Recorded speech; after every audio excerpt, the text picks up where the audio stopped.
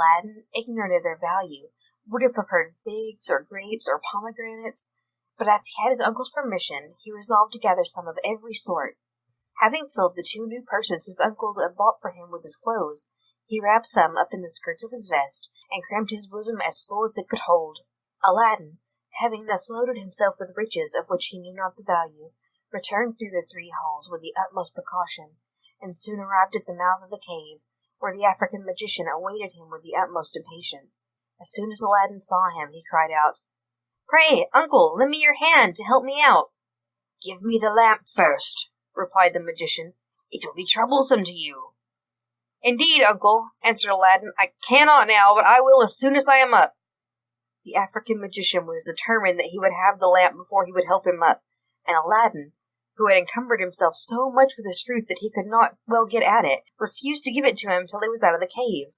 The African magician, provoked at this obstinate refusal, flew into a passion, threw a little of his incense into the fire, and pronounced 2 magical words, when the stone which had closed the mouth of the staircase moved into its place, with the earth over it in the same manner as it lay at the arrival of the magician and Aladdin. The action of the magician plainly revealed to Aladdin that he was no uncle of his, but one who designed him evil. The truth was that he had learned from his magic books the secret of the value of the wonderful lamp, the owner of which would be made richer than any earthly ruler, and hence his journey to China. His art had also told him that he was not permitted to take it himself, but must receive it as a voluntary gift from the hands of another person. Hence he employed young Aladdin, and hoped by mixture of kindness and authority to make him obedient to his word and will. When he found that his attempt had failed, he set out to return to Africa, but avoided the town, lest any person who had seen him leave in the company with Aladdin should make inquiries after the youth. Aladdin, being suddenly enveloped in darkness, cried, and called out to his uncle to tell him he was ready to give him the lamp, but in vain, since his cries could not be heard. He descended to the bottom of the steps, with the design to get into the palace, but the door, which was opened before by enchantment, was now shut by the same means. He then redoubled his cries and tears, sat down on the steps without any hope of ever seeing light again, and in an expectation of passing from the present darkness to a speedy death. In this great emergency he said, "There is no strength or power but in the great and high God," and in joining his hands to pray, he rubbed the ring which the magician had put on his finger. Immediately a genie of frightful aspect appeared, and said, "What wouldst thou have? I am ready to obey thee. I serve him who possesses the ring on thy finger, I and the other slaves of that ring." At another time, Aladdin would have been frightened at the sight of so extraordinary a figure. The danger he was in made him answer without hesitation, "Whoever thou art, deliver me from this place." He had no sooner spoken these words than he found himself on the very spot where the magician had last left him, and no sign of the cave or opening, nor disturbance of the earth. Returning God thanks to find himself once more in the world, he made the best of his way home. When he got within his mother's door, the joy to see her and his weakness for want of sustenance made him so faint that he remained for a long time as dead. As soon as he recovered, he related to his mother all that had happened to him, and they were both very vehemently in their complaints of the cruel magician. Aladdin slept very soundly till the next morning, when the first thing he said to his mother was that he wanted something to eat, and wished she would give him his breakfast. "Alas, child," said she, "I have not a bit of bread to give you. You ate up all the provisions I had in the house yesterday. But I have a little cotton which I have spun. I will go and sell it, and buy bread and something for our dinner." "Mother," replied Aladdin, "keep your cotton for another time, and give me the lamp I brought home with me yesterday. I'll go and sell it, and the money I shall get for it will serve both for breakfast and dinner, and maybe supper too."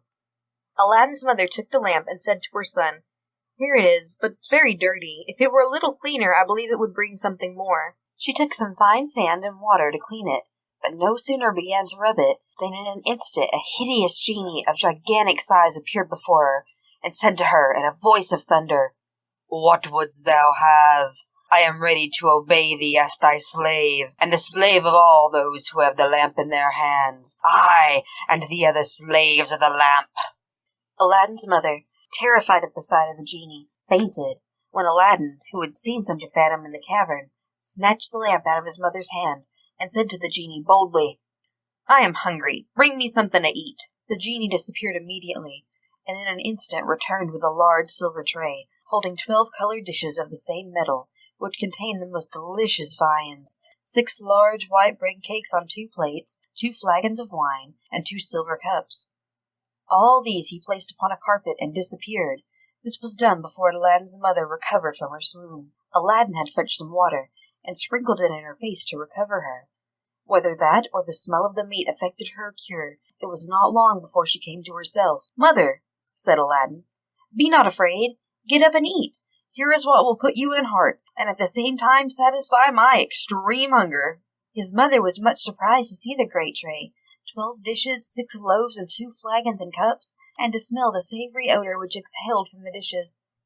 "Child," said she, "to whom are we obliged for this great plenty and liberty? Has the Sultan been made acquainted with our poverty and had compassion on us?" "It is no matter, mother," said Aladdin. "Let us sit down and eat, for you have almost as much need of a good breakfast as myself. When we have done, I will tell you." Accordingly, both mother and son sat down and ate with all the better relish as the table was so well furnished. But all the time Aladdin's mother could not forbear looking at and admiring the trays and dishes, though she could not judge whether they were silver or any other metal, and the novelty more than the value attracted her attention. The mother and son sat at breakfast till it was dinner time, and then they thought it would be best to put the 2 meals together. Yet, after this, they found they should have enough left for supper, and 2 meals for the next day. When Aladdin's mother had taken away and set by what was left, she went and sat down by her son on the sofa, saying, "I expect now that you should satisfy my impatience, and tell me exactly what passed between the genie and you while I was in a swoon," which he readily complied with.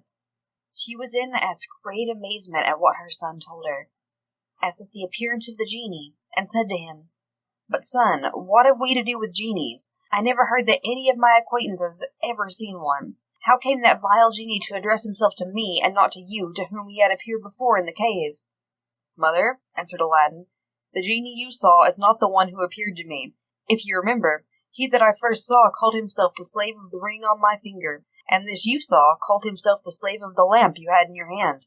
But I believe you did not hear him, for I think you fainted as soon as he began to speak." "What?" cried the mother. "Was your lamp, then, the occasion of the cursed genie's addressing himself rather to me than to you?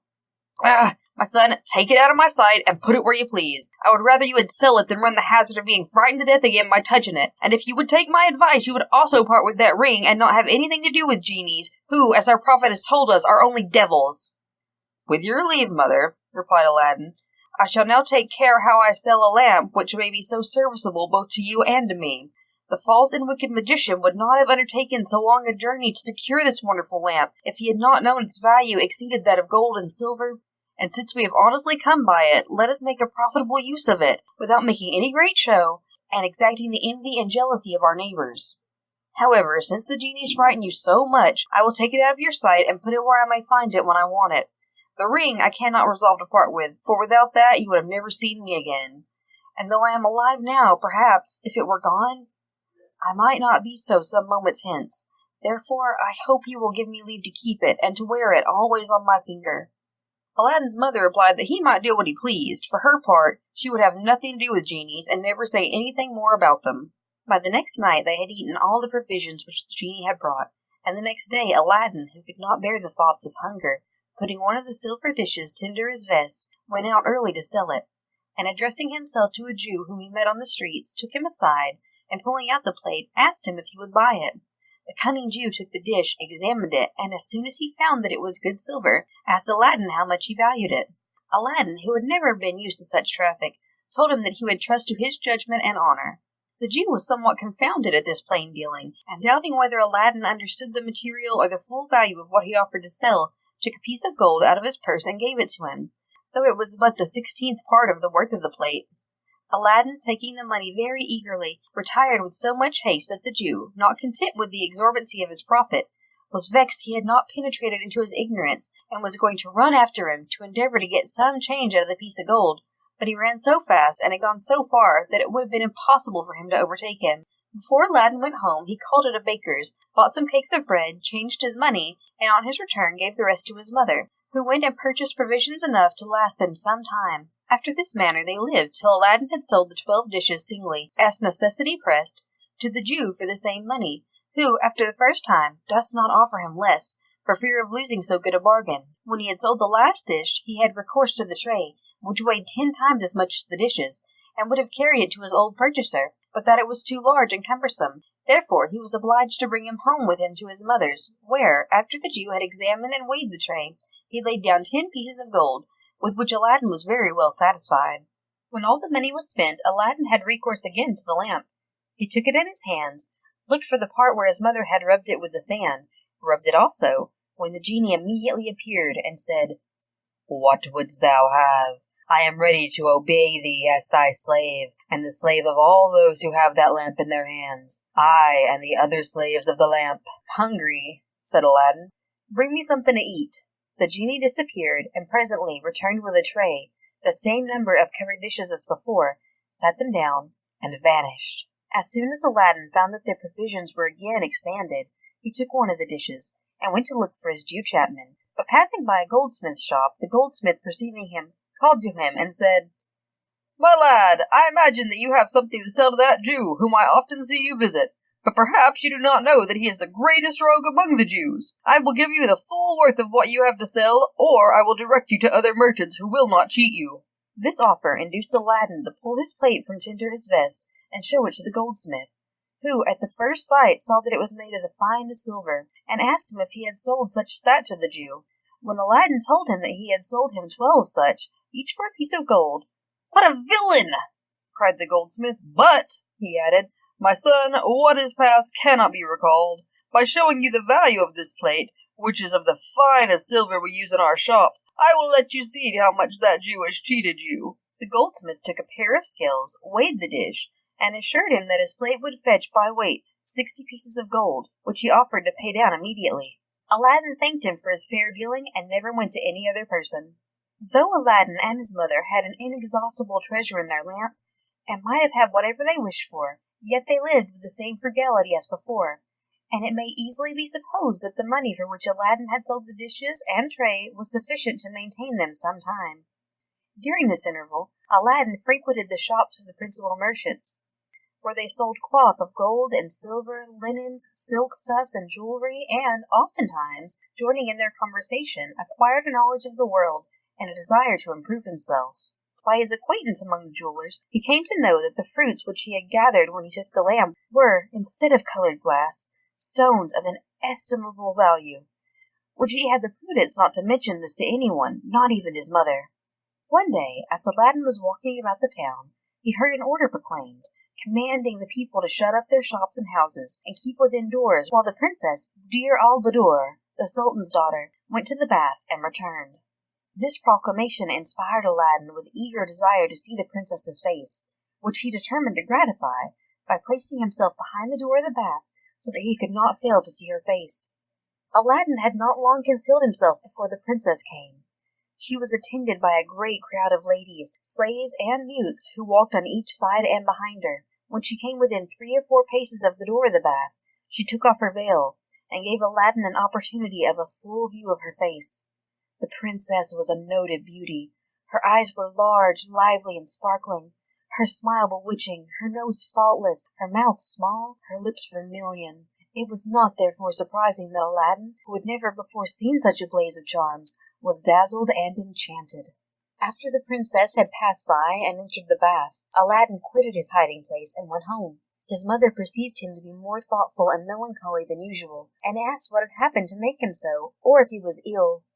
He then told his mother all his adventure, and concluded by declaring, "I love the princess more than I can express, and am resolved that I will ask her in marriage of the Sultan." Aladdin's mother listened with surprise to what her son told her, but when he talked of asking the princess in marriage, she laughed aloud. "Child," said she, "what are you thinking of? You must be mad to talk thus." "I assure you, mother," replied Aladdin, "that I am not mad, but in my right senses. I foresaw that you would reproach me with folly and extravagance, but I must tell you once more that I am resolved to demand the princess of the Sultan in marriage, nor do I despair of success. I have the slaves of the lamp and of the ring to help me, and you know how powerful their aid is. And I have another secret to tell you. Those pieces of glass, which I got from the trees in the garden of the subterranean palace, are jewels of inestimable value, and fit for the greatest monarchs. All the precious stones the jewelers have in Baghdad are not to be compared to mine for size or beauty, and I am sure that the offer of them will secure the favor of the Sultan. You have a large porcelain dish fit to hold them. Fetch it, and let me see how they will look when we have arranged them according to their different colors." Aladdin's mother brought the china dish, when he took the jewels out of the 2 purses in which he had kept them, and placed them in order according to his fancy. But the brightness and luster they emitted in the daytime, and the variety of the colors, so dazzled the eyes of both mother and son that they were astonished beyond measure. Aladdin's mother, emboldened by the sight of these rich jewels, and fearful lest her son should be guilty of greater extravagance, complied with his request, and promised to go early in the next morning to the palace of the Sultan.